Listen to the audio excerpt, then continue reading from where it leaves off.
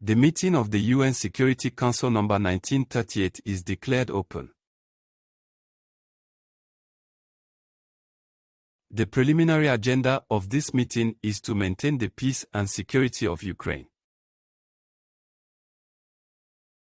Now I will give the floor to Mr. Volodymyr Zelensky, the President of Ukraine. Thank you. Ladies and gentlemen, dear members of the UN Security Council, who respect and fulfill the UN Charter, dear representatives of the states and leaders who are listening to me now. The UN Security Council is an institution that works for the well-known and defined rules for everyone according to the regulations, which are still followed even by the representatives of Russia. They do not yet use weapons instead of words in this hall and do not knock out the chairs of those who sit next to them in the Security Council. But, probably, no one will be surprised if the whole of the UN Security Council is turned into a zone of violence by representatives of Russia. Russia is already flouting the UN Charter. Russia is already violating any rules of this world. It is only a matter of time when Russia would destroy this last international institution that can still function. I now call you to action.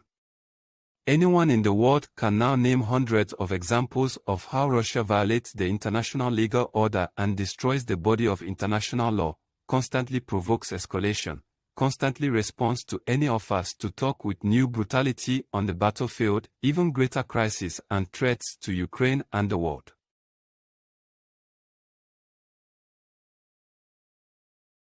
And these things are obvious to everyone. I will now name only 5 situations that are happening right now. First, Russia ignored the IAEA's call to deoccupy the Zaporizhzhia nuclear power plant and stop any hostile actions against Ukraine's nuclear facilities.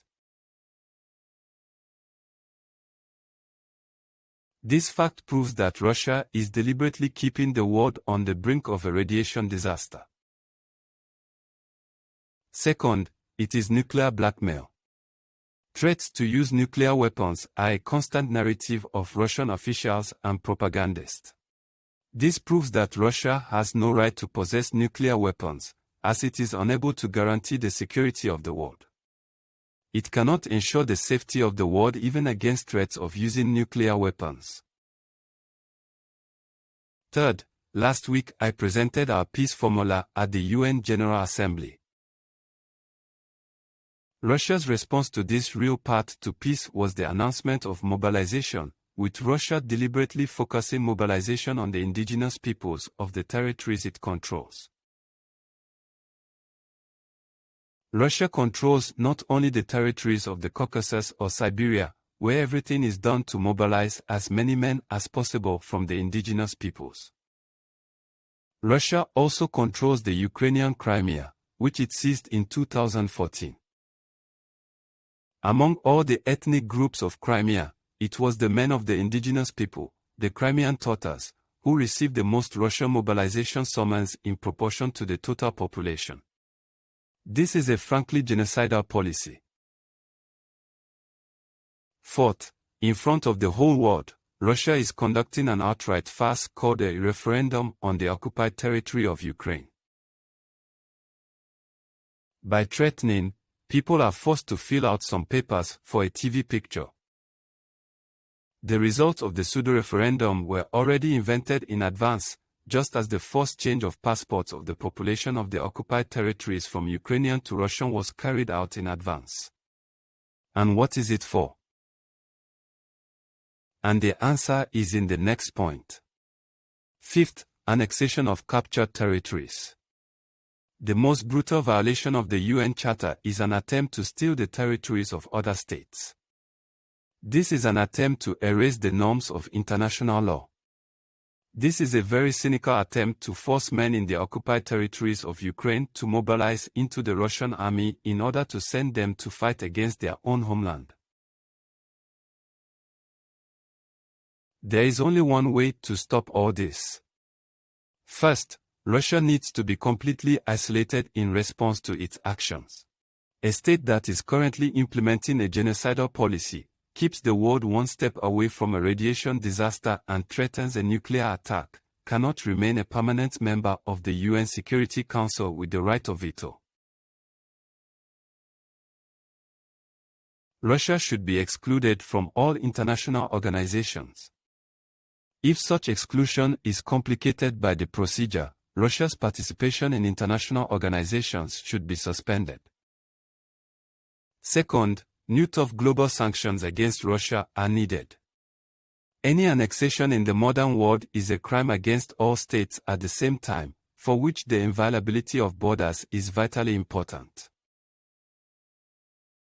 Thirdly, any Russian criminal actions do not change anything for us. We do not succumb to blackmail. In Ukraine and in this war, we defend not only our independence and the right to life for our people, but also international law as a whole. Ukraine must receive all the necessary defense and financial assistance so that the aggressor loses. Fourthly, Ukraine should receive legally binding guarantees of collective security. Since the independence of our country is of such fundamental importance for many elements of the world's global security, an appropriate security system is also needed. And the fifth point. This is an important point. I want everyone to understand this.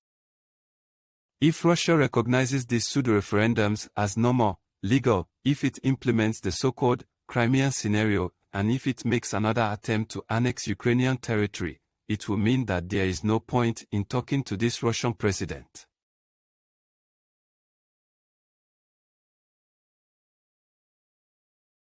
Annexation is the step after which this president becomes against all humanity.